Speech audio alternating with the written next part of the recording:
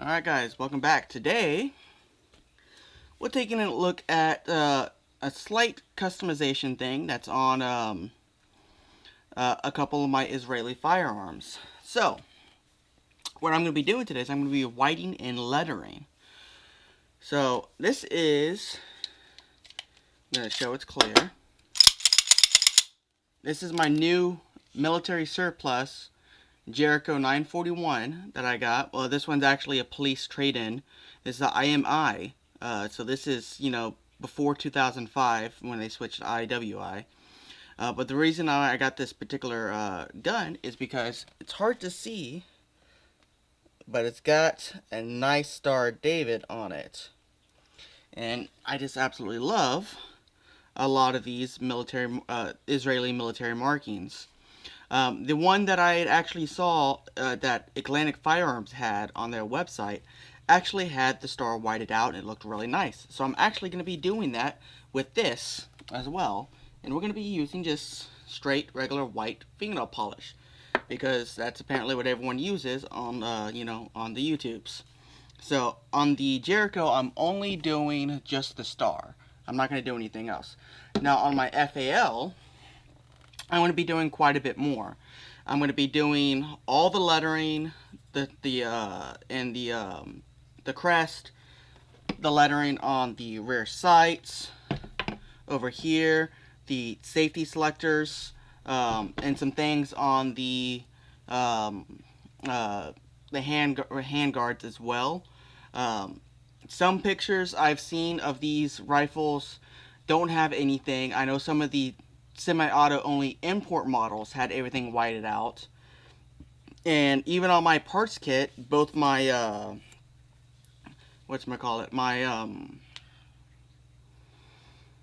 the gas block and the gas plug, both of those are actually whited out already on the original kit. So with that, with all that information, I thought, okay, well, I'm gonna go ahead and white it out because it's gonna look really nice having the logo and all the Israeli stuff stand out really well, especially with the way I antiqued this receiver. It's going to stand out really nice. So I'm going to go through and we're going to do that. We're going to start with, first I'm going to break everything down, and then we're going to go through and I'm only going to show just the Jericho and the crest on screen, and everything else is going to be, off screen pretty much, just for the sake of time. But anyways, well, let me get these breaking down and we'll start from there.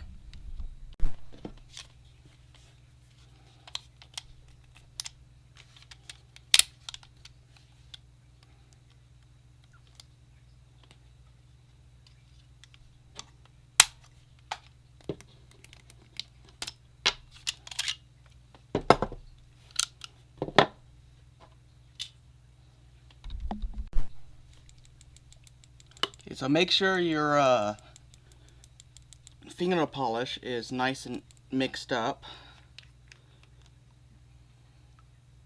So I'm just using just a basic white. Don't want it super thick.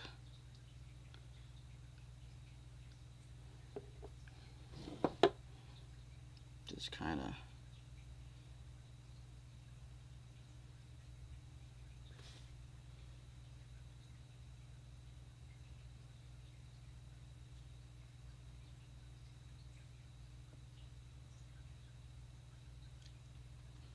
make sure just everything's filled in. I'm going to set that off to the side and let it dry. I'm going to come over here to the FAL receiver. Mix it up some more.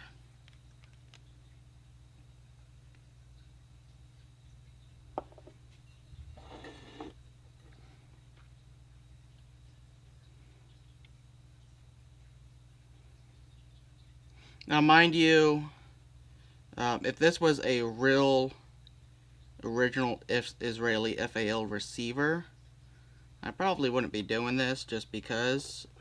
But because this is a DSA, and especially on these old Israeli guns, I really like the look of the whited out on the letters.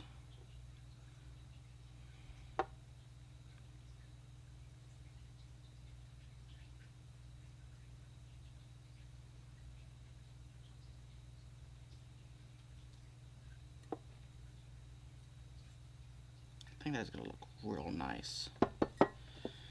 And then we'll go over here to the back side.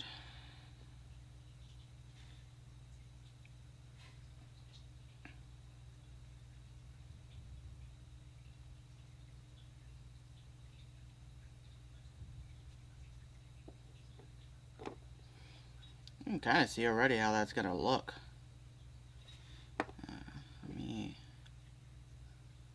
And also remember, if you're doing something like what I'm doing, where you're antiquing a firearm parts to make it match, because you're using a reproduction part of some kind, it doesn't necessarily hurt to not have it be perfect when you widen the letters, because of course, you know, an old surplus part isn't going to be perfect anyways. But I got some in my hand, so I'm gonna let this dry, and then I'll come back to y'all when everything's all dried up. Alright, so now the fingernail polish is completely dry on the Jericho. I'm going to put me some nail polish remover inside of a container here. You can use makeup pads, or rags, or anything like that. I'm using a piece of paper towel. Just going to just lightly get that soaked on there. And just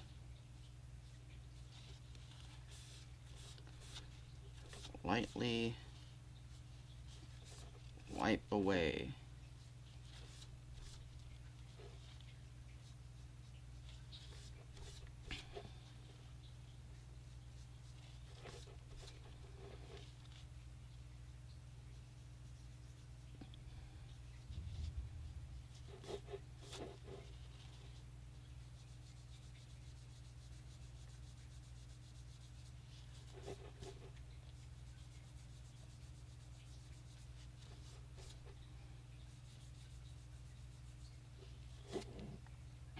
Now remember, the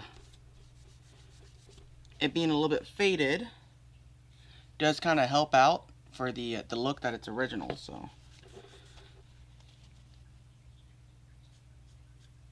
you don't want to remove too much of the white out of there.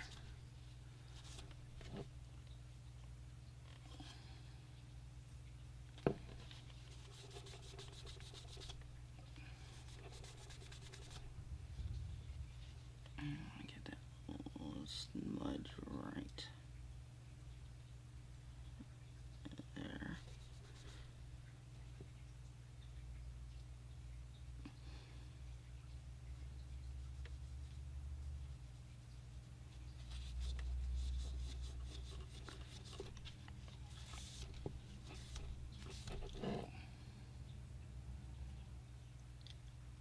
And there we go. I'm happy with that. So now you just rinse and repeat and do the same thing on all the other parts. The other parts are going to be a little easier because they're deeper stamps than this. This is very shallow, so that's probably going to be the hardest of all the ones I'm doing. But this is so much, makes it so much more noticeable just like that. Alright, so now we're on to the receiver. So put a bit more of this on here.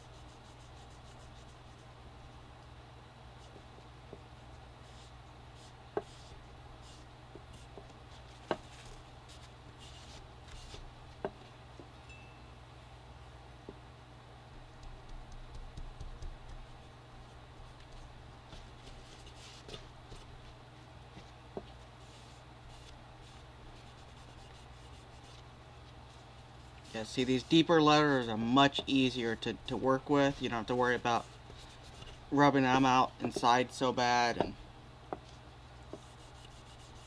And now, if you have a finish on here that's like a paint or parkerize or something like that, I probably maybe wouldn't do this method, simply because I'm not sure how the nail polish remover will affect your finish. But because this was a parkerized gun that I antiqued, it is a lot better because I don't have to worry about a finish to ruin. Because, well, I mean, if the finish gets any worse, well, it actually works to my advantage. But you see, that came out very nice on those.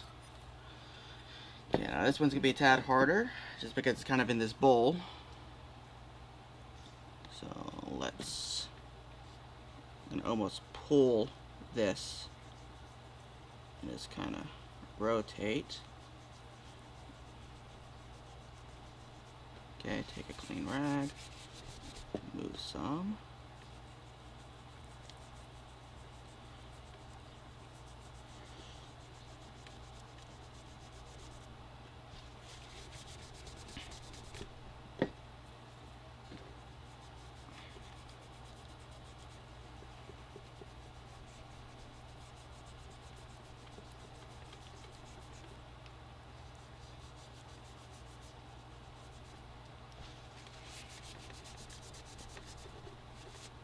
Because this isn't a complete flat surface, this one is a little harder, but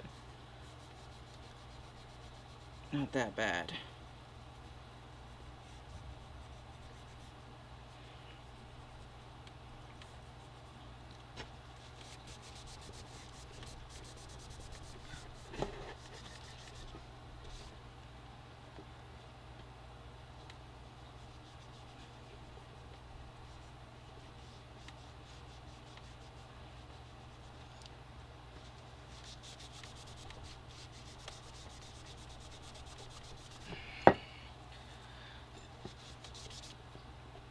Now be aware, on some historical guns, doing something like this would probably hurt your value a little bit, or a lot of it.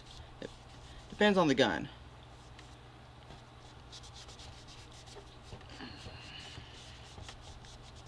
Okay, let's switch to a clean piece of... See, I got most of it, I just... getting in these corners.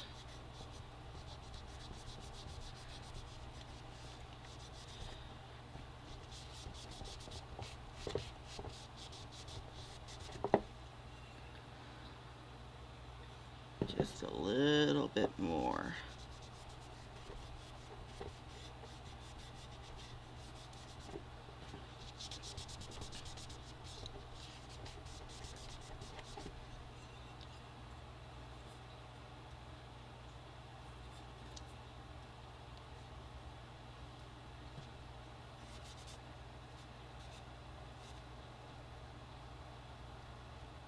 A little bit more here on that.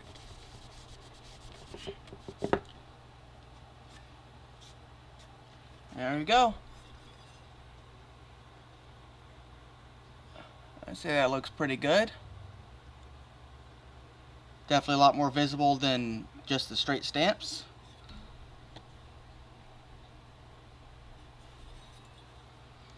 Alright guys, well, that's all there really is to it. You don't have to do anything else.